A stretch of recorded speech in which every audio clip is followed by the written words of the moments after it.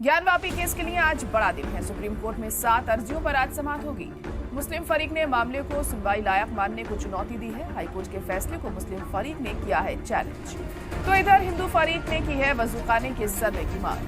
मुस्लिम फरीक लगातार सर्वे की मुखालफत कर रहा है। ज्ञानवापी मामले में आज सुप्रीम कोर्ट अहम सुनवाई करेगा। इस मामले में मुस्लिम पक्ष और हिंदू पक्ष की कुल 7 अर्जियों पर आज सुनवाई होनी है। आपको बता दें कि मुस्लिम पक्ष ने अपनी 6 अर्जियों में इलाहाबाद हाईकोर्ट के अलग अलग हुक्म को चुनौती दी है।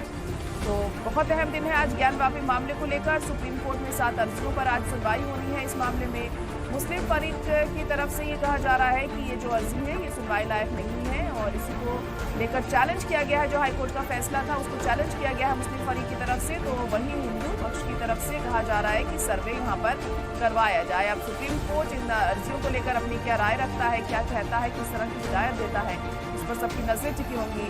आपको बता दें कि मुस्लिम फरीक ने मामले को सुनवाई लायक मानने को दी है चुनौती। हाईकोर्ट के फैसले को मुस्लिम फरीक ने चैलेंज यहाँ पर किया है। अब इस हाईकोर्ट के फैसले को बरकरार रखा जाता है या फिर इसमें कुछ बदलाव होगा, यह आज सुप्रीम कोर्ट तय करेगा।